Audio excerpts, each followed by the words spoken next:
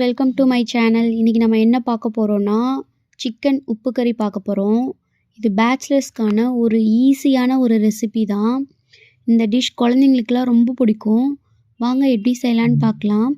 First chicken வந்துட்டு 3 times wash பண்ணிக்கணும். அதில் கொஞ்சம் கல் உப்பு, மஞ்சத்தூள், கர்ட் போட்டு நல்லா க்ளீன் பண்ணி எடுக்கணும். முடிஞ்ச அளவுக்கு ரன்னிங் வாட்டரில் பண்ணிங்கன்னா அந்த ஸ்மெல்லெல்லாம் வராது. அதில் இருக்கிற அந்த நொறுக்கு எலும்பெல்லாம் வராமல் இருக்கும். அந்த இதை அப்படியே வேறு ஒரு பாத்திரத்துக்கு சிக்கனை மாற்றி வச்சுக்கோங்க. அதே பாத்திரத்தில் கழுவுனீங்க அப்படின்னா அதில் இருக்கிற எலும்பெல்லாம் நம்மளோட சாப்பாட்டிலே உள்ளே போயிடும். இப்போ சிக்கனுக்கு தேவையான ஒரு 10லேருந்து 15 சின்ன வெங்காயம் எடுத்து வச்சுருக்கேன். அதை நான் பொடி பொடியாக கட் பண்ணிக்கிறேன். நீங்கள் பொடி பொடியாக கட் பண்ணணுன்ற அவசியம் இல்லை. நீங்கள் 2ஆக கூட கட் பண்ணிக்கலாம். உங்கள் விருப்பம்தான். ஒரு அரை தக்காளி எடுத்துக்கிறேன். 2 பச்சை மிளகாய் எடுத்துக்கிறேன். அரை தக்காளி, 2 பச்சை மிளகாயே கீறிட்டு சேர்த்துக்கோங்க. பச்சை மிளகாவும் தக்காளியும் ஆப்ஷனல் தான். உங்களுக்கு பிடிச்சிருந்தா சேர்த்துக்கோங்க. எனக்கு பிடிக்கும், அதனால் நான் சேர்த்துக்கிறேன். இப்போ ஒரு 2 டேபிள் ஸ்பூன் வந்துட்டு ரீஃபண்ட் ஆயில் தான் ஊற்றிருக்கேன். அதில் ஒரு 1/4 டீஸ்பூன் கடுகு, 1/4 டீஸ்பூன் சீரகம் போட்டு நல்லா பொரியட்டும். இப்போது சின்ன வெங்காயத்தை போட்டு நல்லா வதக்கிக்கோங்க. இப்போ இதில் தேவையான அளவுக்கு கொஞ்சம் கருவேப்பிலை போடுங்க. முடிஞ்சால் பச்சை கருவேப்பிலை போட்டிங்கன்னா அந்த ஃப்ளேவர்ஸ் நல்லாயிருக்கும். இதில் சின்ன வெங்காயம், கருவேப்பிலை, வரமிளகா தான் இதோட ஃப்ளேவர்ஸேவும். நான் ஒரு 7லேருந்து ஒரு 8 வரமிளகாய் எடுத்திருக்கேன். இப்போ இதை நல்லா வதக்கிக்கலாம். வெங்காயம் வதங்கிறதுக்கு தேவையான கல்லுப்பு போட்டு பாருங்கள், அது நல்லா எண்ணெயில் வதங்குது. இப்போ அந்த 2 பச்சை மிளகாய் போட்டுக்கலாம். நம்ம கீறிட்டு ஆட் பண்ணியிருக்கோம். இல்லைன்னா இந்த ஸ்டேஜில் வெடிச்சிரும். அப்படியே ஆட் பண்ணாதீங்க. அட்லீஸ்ட் ஒடிச்சாவது போட்டு விடுங்க. எங்களுக்கு இஞ்சி பூண்டு ஃப்ளேவர் பிடிக்கும். அதனால் நான் வீட்லேயே அரைச்சி வச்ச இஞ்சி பூண்டு ஃப்ளேவர் வந்துட்டு ஒரு 1.5 டீஸ்பூன் வந்துட்டு ஆட் பண்ணுறேன். இது வந்துட்டு ஆப்ஷனல் தான். இது வந்துட்டு ஆட் பண்ணணுன்ற அவசியம் கிடையாது. இப்போது பேச்சுலர்ஸ்லாம் இஞ்சி பூண்டு பேஸ்ட் ஆட் பண்ணணுன்னா ஒரு 5 ருபீஸ் பாக்கெட் வந்துட்டு கடையில் கிடைக்கும். நீங்கள் அதில் ஒரு அரை பாக்கெட் போட்டால் போதும். இப்போ பார்த்தீங்களா, அந்த தக்காளி வந்துட்டு நான் ஒரு 5 பீஸ் தான் எடுத்திருப்பேன். ஒரு 1/2 தக்காளி தான். அதை கொஞ்சம் நல்லா வதக்கிக்கிறேன். இப்போ பாருங்கள், அது கொஞ்சம் நல்லா வதங்கிருச்சு. இந்த ஸ்டேஜில் நான் சிக்கன் போடுறேன்.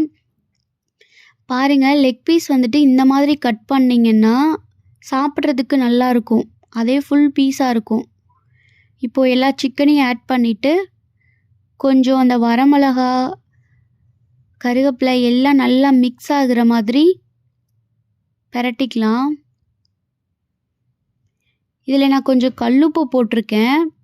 அதாவது தேவையான உப்பு. நீங்கள் வந்துட்டு உங்களுக்கு எவ்வளோ தேவையோ அவ்வளோ போட்டுக்கோங்க. அது வீடியோவில் கட் ஆகிடுச்சு. இப்போ நல்லா மிக்ஸ் பண்ணிவிட்டு ஒரு 5 நிமிஷம் வந்துட்டு மூடி போட்டு மூடி வைங்க. மீடியம் ஃப்ளேமில் வச்சு மூடி வைங்க. அப்பப்போ கிண்டி விடுங்க. இப்போது இதில் 1.5 டீஸ்பூன் வத்தத்தூள் போட்டிருக்கேன். 1/4 டீஸ்பூன் ஜீரகத்தூள் போட்டிருக்கேன்.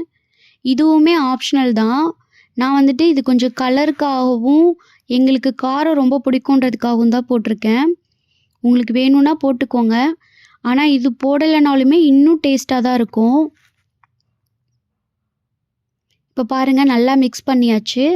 மிக்ஸ் பண்ணிவிட்டு அது நல்லா கொஞ்சம் கொதிக்குது. இந்த ஸ்டேஜில் கொஞ்சம் கருவேப்பிலை போடுங்க. ஏன்னா இந்த கருவேப்பிலை வந்துட்டு நல்லா வதங்கும்போது இன்னும் ஃப்ளேவர் நல்லாயிருக்கும்.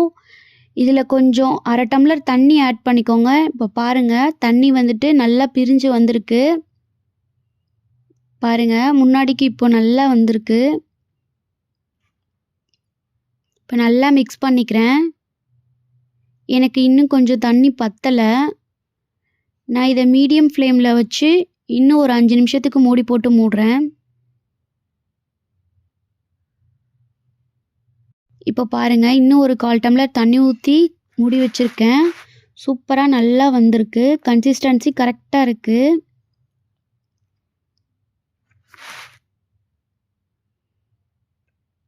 நல்லா மிக்ஸ் பண்ணிக்கோங்க. ஏன்னா அந்த உப்பு அது எல்லாம் கரெக்டாக மிக்ஸ் ஆகணும்னா இந்த மாதிரி கிளறிக்கிட்டே இருக்கணும்.